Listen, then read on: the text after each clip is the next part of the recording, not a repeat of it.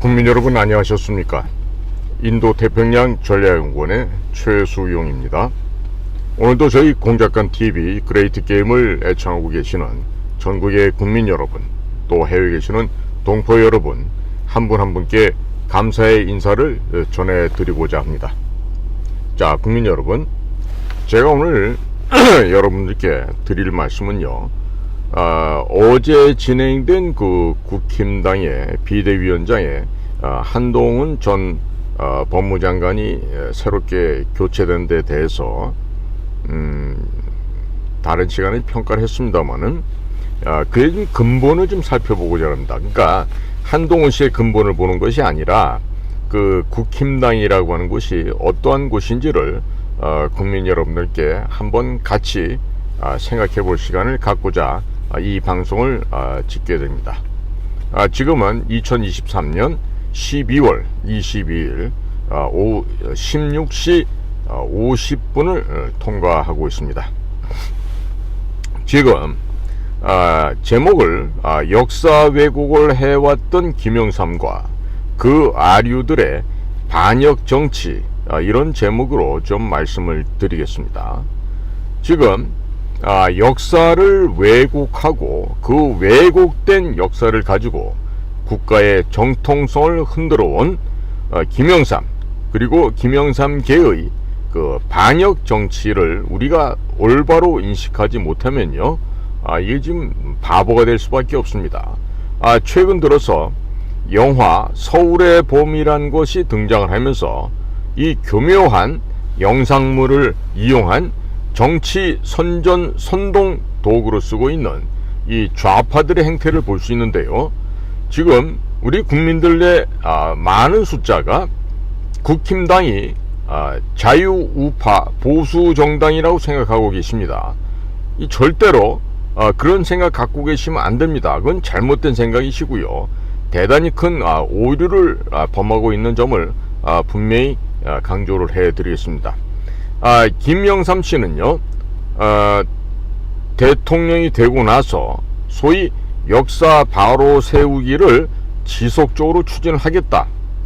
그리고 이 역사 바로 세우기는 계속된 개혁을 인해서 새롭게 4.19도 새로운 그 민주화 운동으로 완성하겠다. 이렇게 하면서 당시 언론에서나 청와대에서나 국민들을 호도하는데 여념이 없었습니다.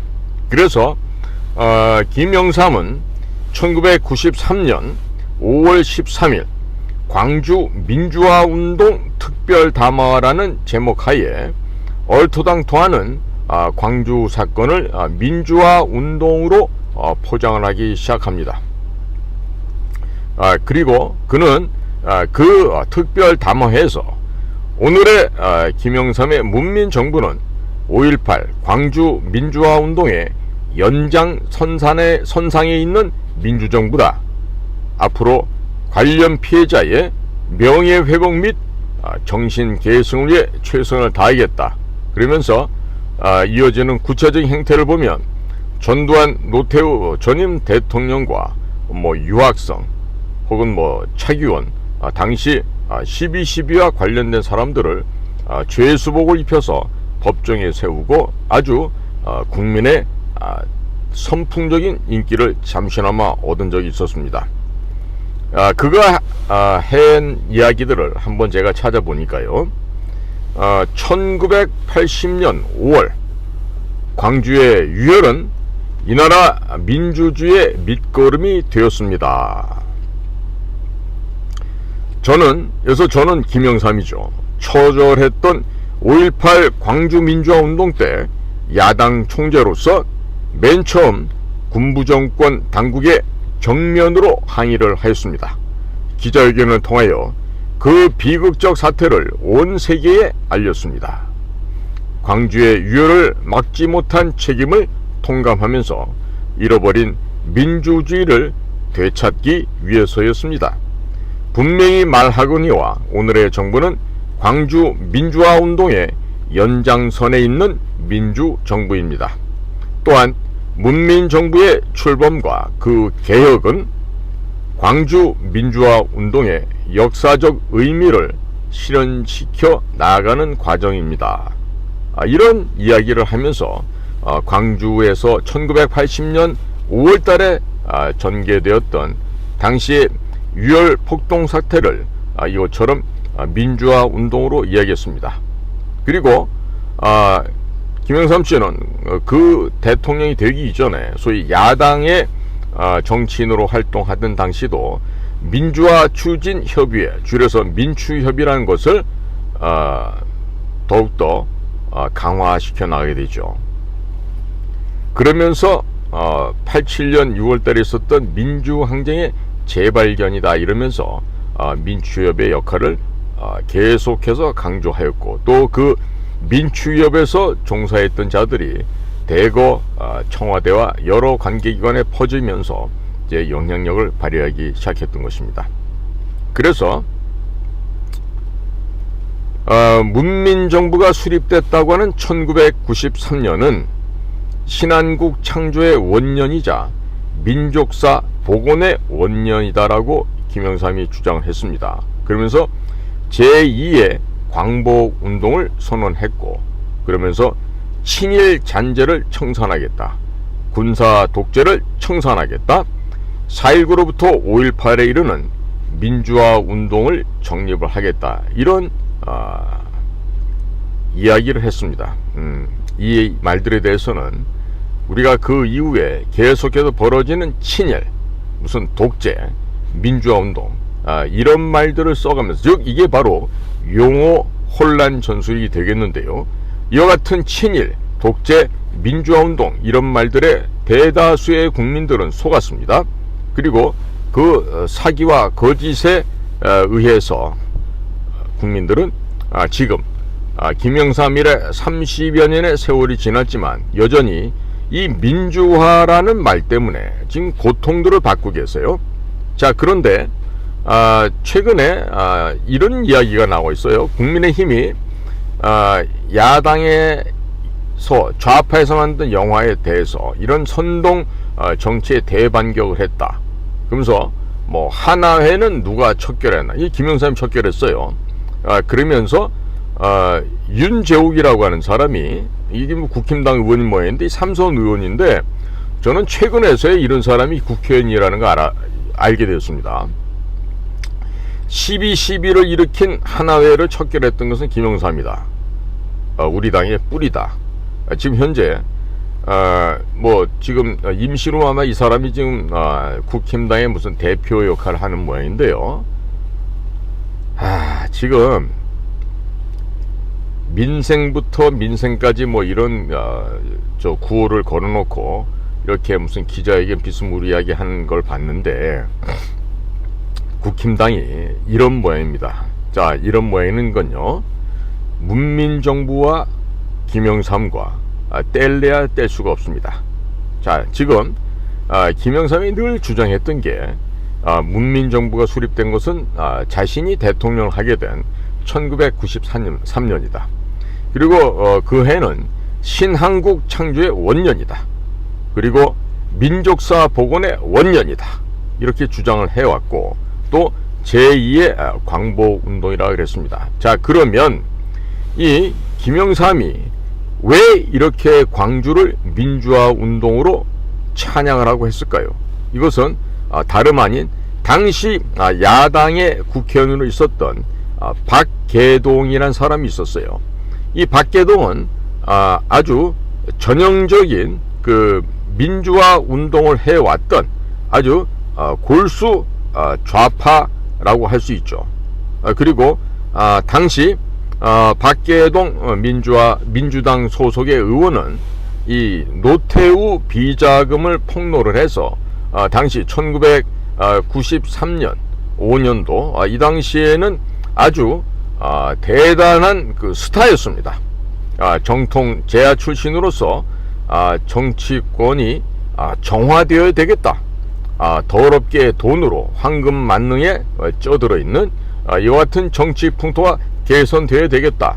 당시 40대 초반이었던 박계동 씨는 진정한 그 운동을 해왔던 사람처럼 국회의원이 되어서 대정부 질문에서 노태우 대통령과 김영삼 대통령 사이에 있었던 비자금의 실체를 폭로했고, 정치권은 물론이고 사회 전반에 핵폭풍을 몰고 왔던 그런 장본인이 되겠습니다.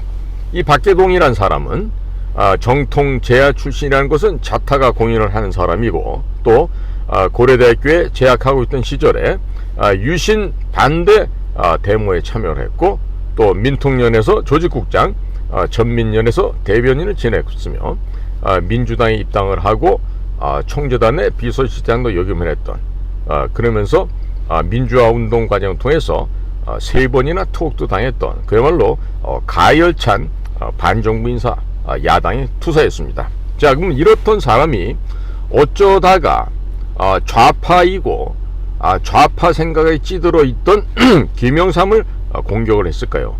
왜? 자기가 속해 있던 민주당과 김대중에게 돈을 안 줘서 그랬을까요?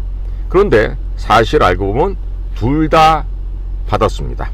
김대중도 받았고 김영삼도 받았는데, 이자들이 이 더러운 정치 비자금 사건이 불거져서 이자들이 이제 죽게 되니까 김대중 씨가 김영삼에게 제안을 한 거죠. 어이 영삼이, 우리 이러고 있단가는 죽어버릴 것 같아. 응? 그러니까 빨리 저 전두환이하고 노태우 저놈들을 얽어 묶어갖고 사거리 죽여버리고 우리가 살자니까. 이러면서 이미 대법원에서 5.18 80년도 광주에서 벌어졌던 유혈 사태에 대한 대법원의 최종 판결이 나 있는 상태에서 다시금 광주 유혈 폭동 사태를 끄집어내서 민주화 운동으로 다시 제정을 합니다.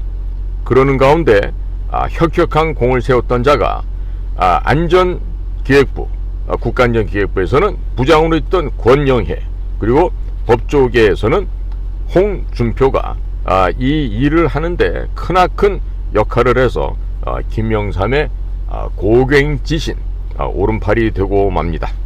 그러니까 이 나라의 왜곡된 역사, 그리고 거짓으로 점철된 민주화 과정에서는 국가안전기획부에 부장을 했던 권영애 씨와, 그리고 국회나 법조계에서는 홍준표 씨가 역사 앞에 대역죄를 지었다.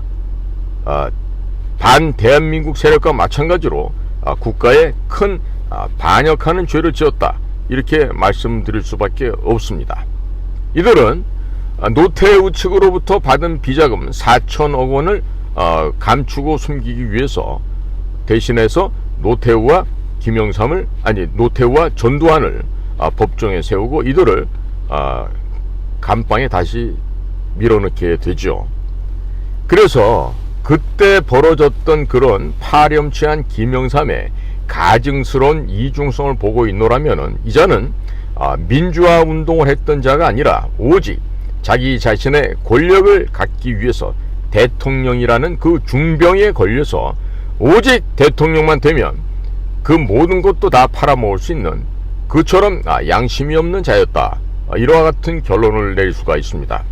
당시 제가 국가안전기획부에서 일을 하고 있을 당시 김영삼의 차남이라고 하는 김현철, 이자에게 무릎 꿇고 절을 올렸던 사람들은 모두 국장으로, 차장으로 승진을 하게 되고, 그리고 기주실장에는 김규섭이라고 하는 그 신라호텔 벨보이 출신을 갖다가 지금 국가안전기획부 기조실장으로 앉혀서 또 그 기조실장을 떠받드는 이런 참담한 비극이 초래되었었습니다.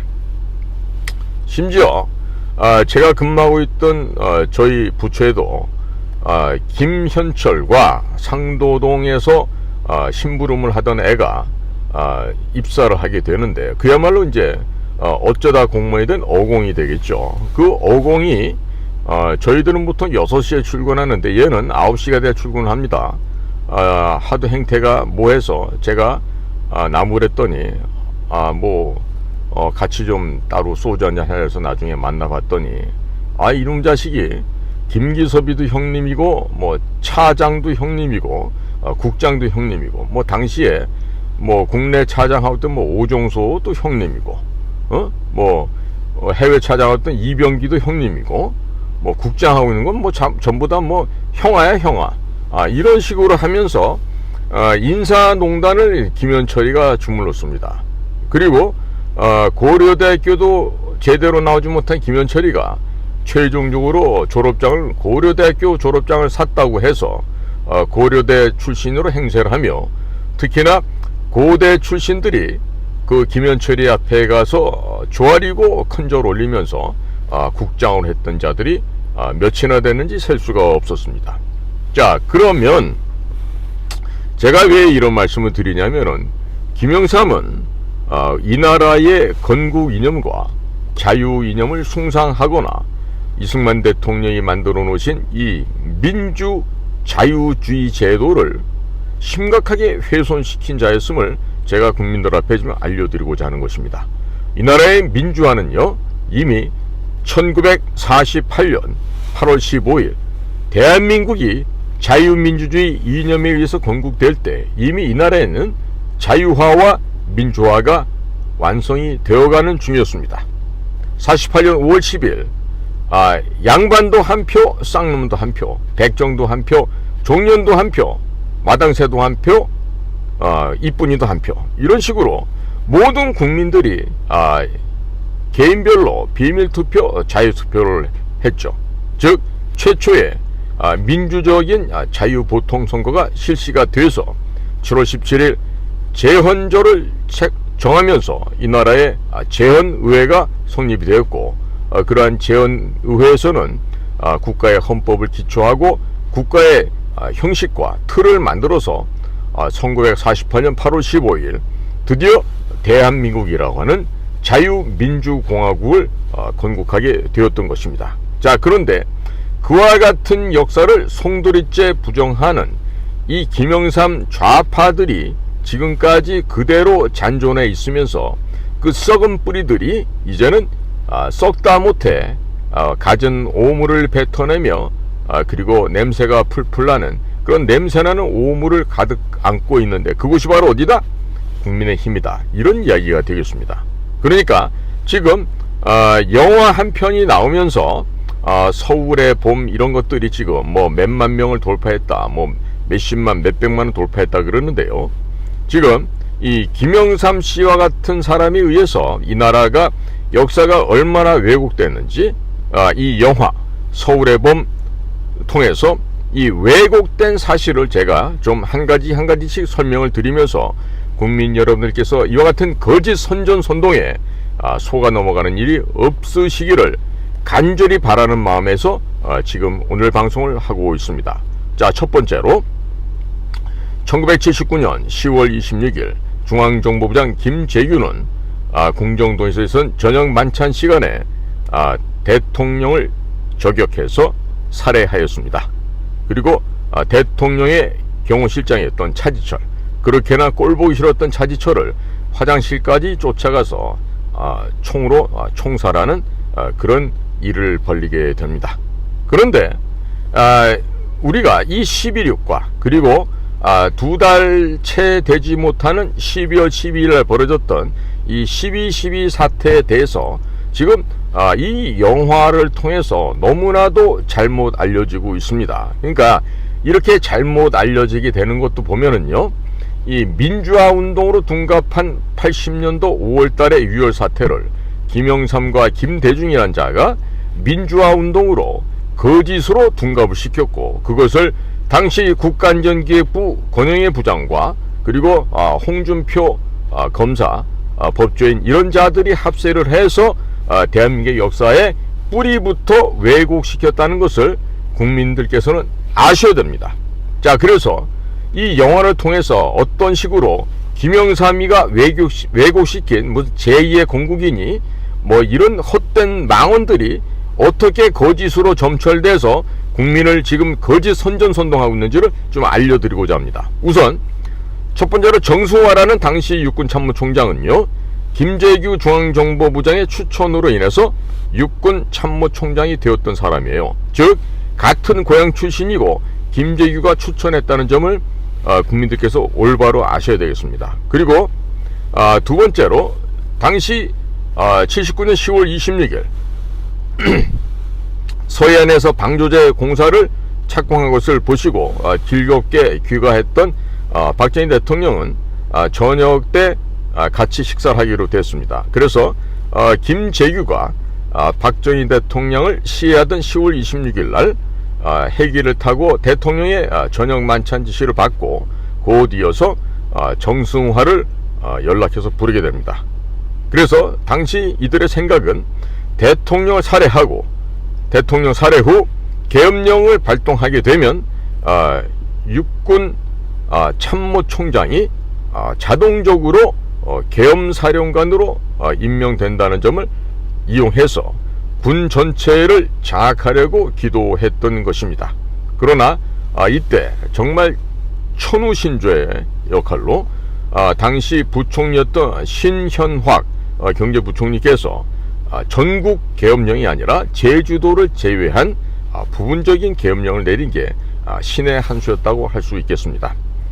자, 세 번째로는요, 정승화 씨. 이 정승화는요, 당시 육군 참모총장이었는데 그 김재규의 연락을 받고 궁정동에서 식사하던 박 대통령이 식사하던 장소 바로 옆 건물에 있었습니다. 그리고 김재규의 부탁을 받고 왔었고, 당시 중앙정보부 차장보가 정승화와 함께 저녁을 먹고 있었습니다.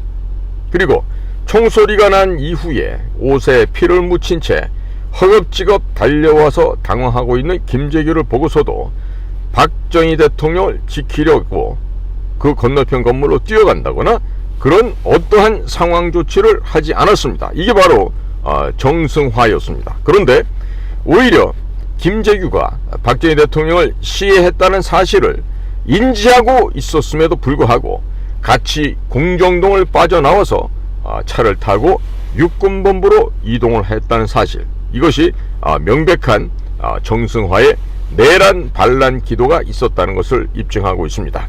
그리고 네 번째로 이들은 남산에 있던 중앙정보부로 가지 않고 육군본부로 갔습니다. 이것은 실수가 아니었습니다.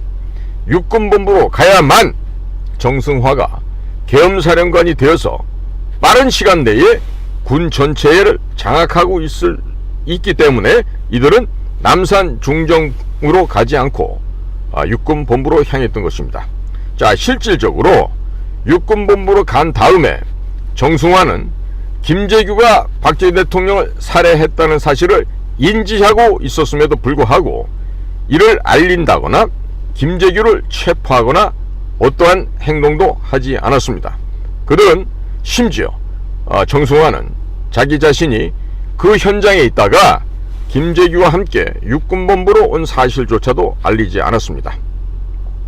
다섯째로, 그러한 긴박하고 정말 1분 1초가 안타까운 시간에 김재규와 정승화는 대통령께서 서거했다, 그래서 비상계엄 발동을 해야 한다, 이 소리만 계속해서 앵무새처럼 무한 반복을 했다고 하는 것입니다. 자, 이걸 보더라도 지금 김재규와 정승화는 사전에 편을 짜고 대통령을 시해할 계획을 갖고 있었다, 이걸 알 수가 있겠죠. 그리고 여섯째로, 그렇게 긴박한 와중에서도 김재규가 박정희 대통령을 살해한 사실을 알게 된 국방부 장관 노재현 씨가 김재규를 체포하라는 지시를 정승화한테 합니다. 자, 이때까지도 국방부 장관 노재현은 정승화가 함께 궁정동에서 김재규와 함께 육군본부로 왔다는 사실을 모르고 있었습니다. 그리고 노재현 국방장관이 정승화에게 자네는 이 사실을 알았나? 라고 물었을 때 정승화는 몰랐다라고 대답을 하였습니다. 자, 일곱 번째로, 하여간 정승화는 김재규를 체포할 것처럼 했는데 무언가 이 과정에서 이상한 점을 깨닫고 감지했던 전두환 보안사령관, 당시 합동수사본부장이 됩니다. 이 전두환 보안사령관이 부하인 오일락에게 체포할 것을 별도로 지시를 합니다. 그리고 전두환의 부하 오일락은 김재규에게 가서 정승화 참모총장이 부른다라면서 김재규를 유인한 뒤에 기습적으로 체포를 해서 포승줄을 묶게 됩니다. 자, 8번째로 이때 김재규가 권총을 빼려고 하면서 반항도 했지만 제압을 당하고 또 체포를 당하게 됩니다. 그러니까 정승화와 김재규는 별도로 지금 체포를 당한 겁니다. 그런데 죄송합니다. 지금 김재규가 지금 그렇게 해서 이제 체포가 된 거죠. 아직까지는 정승화 체포된 게 아닙니다. 이 체포되는 과정에서도 김재규는 권총을 빼려고 하면서 저항을 했습니다. 그런데 결국에 유능하고 완력이 좋은 장교들에게 제압을 당해서 체포를 당하게 됩니다. 그 이후에 정승화는 계엄사령관이 되고 전두환 씨는 합동수사본부장이 됩니다. 그리고 당시에는 대통령 경호실장이 수경사 수도경비사령부 사령관을 임명했는데 이때 정승화 씨가 별도로 장태환 장군을 수경사 사령관으로 임명을 하게 됩니다. 이후에도 긴박한 순간순간마다 정승화는 여러 지휘관 직책을 김재규 그리고 정승화로 구축된 라인업으로 구성을 해서 다 자신들의 사람으로 임명을 하게 됩니다. 그리고 당시 전두환 합동수사본부장을 동해안 경비사령부가 있는 속초로 보내려고 했습니다. 말 그대로 정승화는 군을 전체를 장악하려고 기도를 하였던 것입니다. 아홉째로 결국 전두환 합수부장은 이대로 당하기 전에 12.12에 정승화 체포작전을 시도를 하게 됩니다. 불가피한 상황이었습니다. 그리고 체포 과정에서 정승화 측의 반발로 먼저 정승화 측에서 총격을 가해왔고 그로 인해서 총격전이 발생을 합니다. 하지만 최종적으로 정승화는 체포가 되고 맙니다. 이후 정승화 측은 합수부가 정승화를 납치했다고 선전선동을 하게 됐고 이 소식을 듣게 된 장태환 수도경비사 사령관은 대뜸 합동수사본부를 반란군으로 규정을 했습니다. 그리고 갑자기 자기 자신이 수도경비사령관에서 육군 참모총장으로 빙의를 해서 각 부대 지휘관, 사령관 그리고 자신의 부하들에게 합수부는 이 순간부터 적이다, 다 죽여버려라, 그리고 포를 사격을 해라, 이런 지시를 하게 됩니다. 10번째로 전두환은 계엄 상황에서 합동수사본부장으로 임명되었기 때문에 계급을 떠나서 혐의가 있는 사람은 수사, 체포할 수 있는 권한이 있음에도 예의를 지켰습니다. 해서 예의상 국방부 장관 노재현에게 12.12 전에도 이미 3차례 보고를 했었습니다. 그럼에도 불구하고 지금 국가가 매우 혼란스럽다라고 하면서 노재현 국방부 장관은 정승화의 체포를 거절했었습니다. 그래서 전두환 합동수사본부장은 당시 최규하 그 권한대행이시죠. 그 최규하 국무총리, 당시 국무총리입니다. 최규하 국무총리로 곧바로 갔습니다. 그런데 이 외무공무원 출신인 최규하 씨도 왜 나한테 말하느냐, 국방부 장관한테 먼저 말하라, 이렇게 얘기를 하죠. 이런 걸 보더라도요, 이 외교부 출신들은요, 위기 상황에 현장을 제압할 수 있는 용기, 담력, 이런 것들은 거의 없다고 보시는 게 맞는 이야기가 되겠습니다. 11번째로 보건데 원래 위기 상황, 국가가 아주 긴급한 이런 긴급 상황에서는 대통령에게 직통으로 보고하는 경우도 있을 수 있습니다. 그런데 대통령직에 올라갔던 최규하 씨는 모른다고 하면서 이제 시간을 질질 끌게 되죠. 더군다나 당시 국방부 장관이었던 노재현 씨는 국방부 장관임에도 불구하고 대략 도망을 해서 10시간 동안 잠적하는 이런 추태를 보이는 게 바로 이 당시의 국방부 장관이었습니다. 그래서 장태환 당시 수경사령부 사령관은 여기저기 전화해서 합수부는 반란군이니까 다 죽여버려야 된다, 그러면서 외부에 지원을 요청을 했습니다.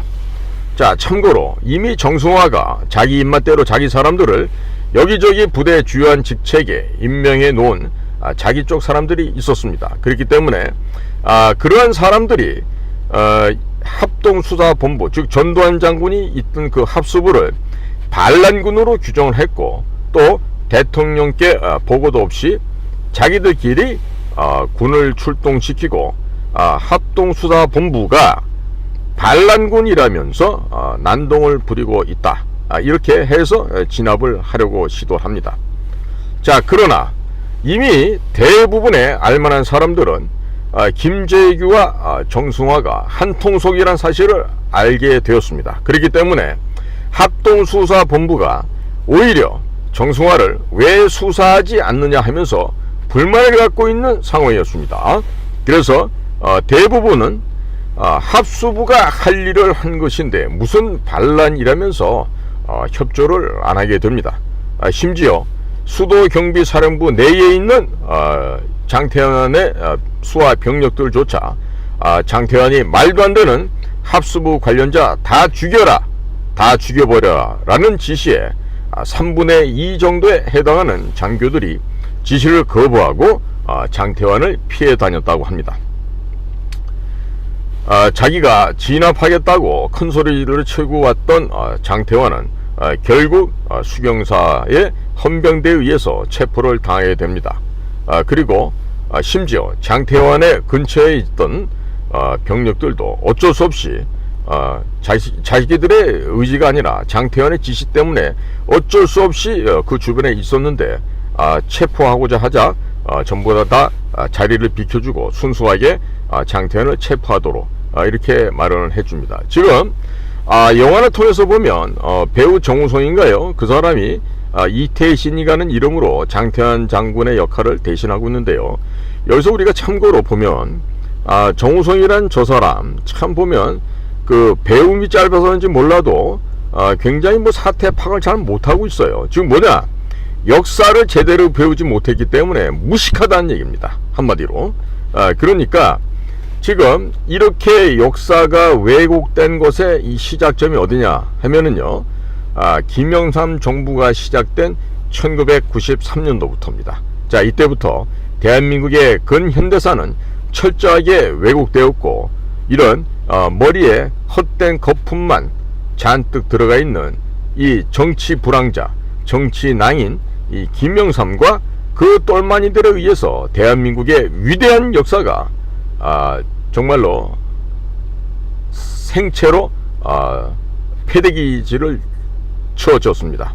그러니까 이 나라의 역사를 모르고 함부로 떠드는 자들의 그와 같은 망언과 망동을 인해서 대한민국의 현대사가 심각하게 훼손을 입었다, 이런 말씀을 드리고자 합니다.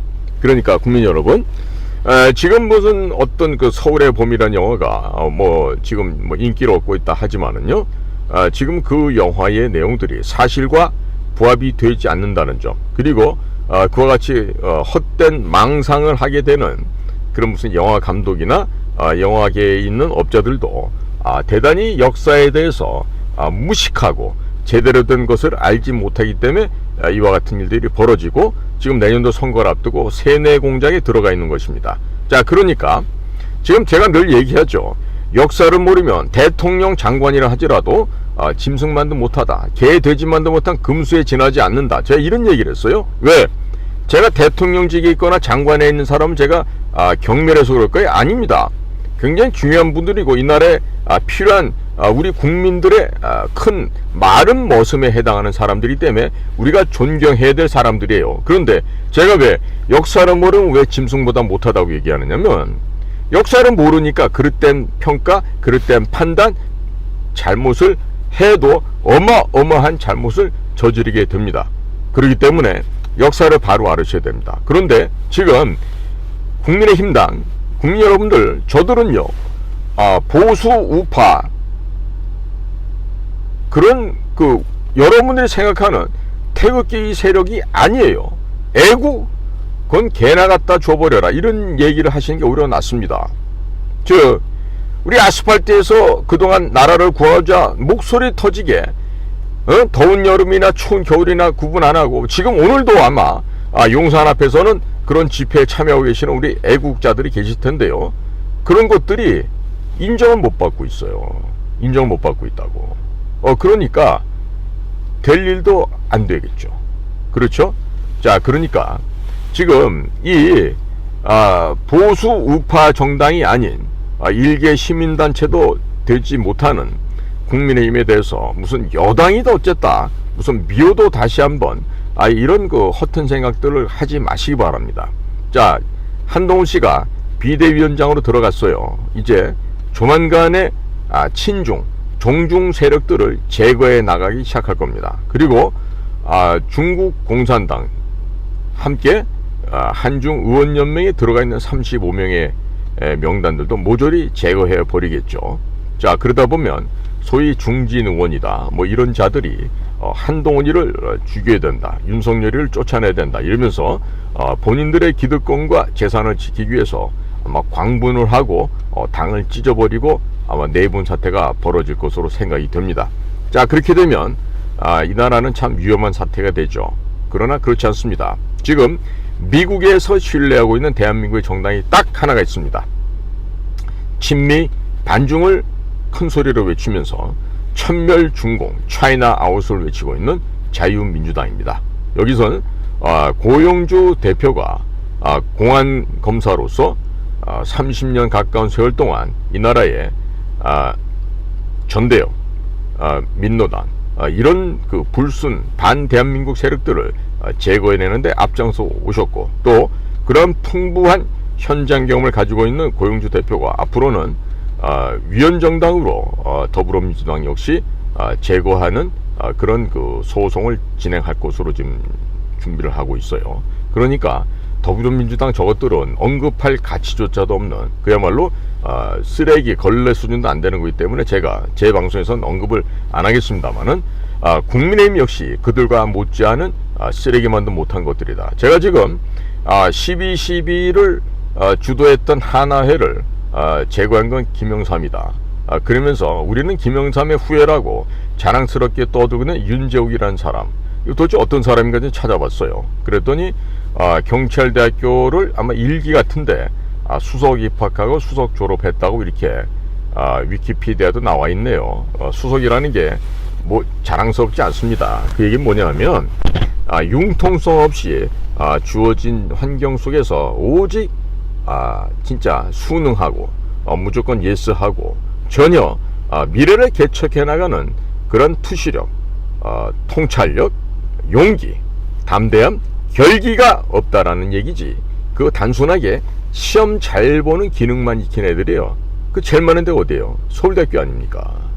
에? 그러니까 윤재욱이란 친구도 무슨 뭐 공부를 얼마나 했는지 몰라도 그게 그 점수 많이 땄다 그래서 공부 잘하는 겁니까? 아니에요. 그러니까 저런 자들이 지금 대구가 아마 고향이 뭐였는데 대구에서 3선을 했다니까 저는 듣도 보지 못한 사람인데 저런 사람이 벌써 3선을 한 거예요.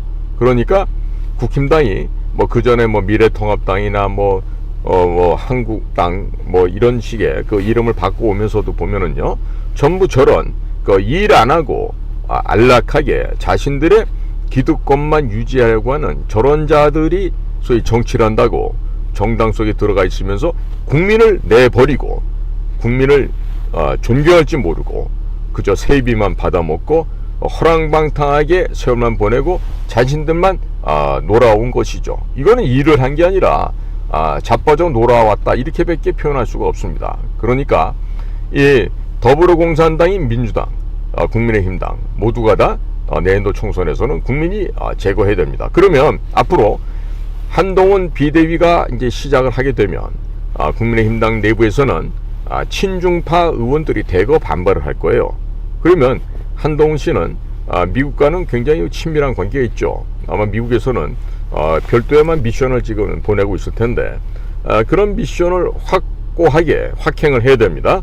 그러자면 지금 적어도 국민의힘당에 친중 의원연맹, 즉 한중 의원연맹에 들어있는 35명 플러스 그리고 박근혜 대통령 탄핵하는데 동조해오고 박근혜 대통령을 망가뜨렸던 그런 폐륜아들 그런 놈들 합치면 모두 합쳐서 100여 명이 되니까 거의 모두가 그렇다고 보셔야 됩니다. 그러니까 이렇게 해서 당이 깨지잖아요. 당이 뭐 친미파, 뭐 친중파, 뭐 반미파, 반중파 뭐 이런 식으로 해서 나눠지게 되면요, 윤석열 대통령은 뭐 과거 노무현처럼 당명을 바꿀 것도 없어요. 그냥 한동훈 하고 같이 검찰청에 정말 대선배이신 고영주 대표님 찾아와서 선배님 같이 가입시다 하고 하면은 고영주 대표가 받아주신다고. 그러면 새로운 정계 개편을 해서 지각 변동을 일으키고 그렇게 해서 가시면 돼요. 그러면 충분하게 승리할 수가 있죠. 윤석열 대통령 그리고 한동훈 비대위원장 좌고면하지 말고 자유민주당 고영주 선배님을 찾아가십시오. 그렇게 해서 오시면 지금 외교 안보 정책 브레인들은 그 국힘당 어느 누구보다도 훌륭한 분들이 저희 당에 계십니다. 김병관 전 한미연합사 부사령관을 비롯해서 이충군 박사, 그리고 중국이나 북한 방면에 대해서는 또 제가 튼튼하게 고영주 대표님을 보좌하고 있습니다. 그러니까 염려도 하지 마십시오. 우리 자유민주당이 해낼 수가 있습니다. 반드시 국민의 뜻을 받들어 섬기는 그러한 청렴하고 정직한 자유민주당이 앞으로는 국민의 명령을 쫓아 국민을 주인으로 섬기는 그런 당당하고도 멋진 자유민주주의를 발전 확장해 나가도록 더욱더 노력을 더해 가겠습니다. 그야말로 우리들이 견마지로를 다해서 오직 국민을 섬기고 국민을 모시는 그와 같은 겸손하고 착한 그러한 그 정치 문화를 자유민주당으로부터 시작하고 하신다면은 저희 자유민주당으로 당원으로 가입을 해 주십시오. 자, 금액은 관계없습니다.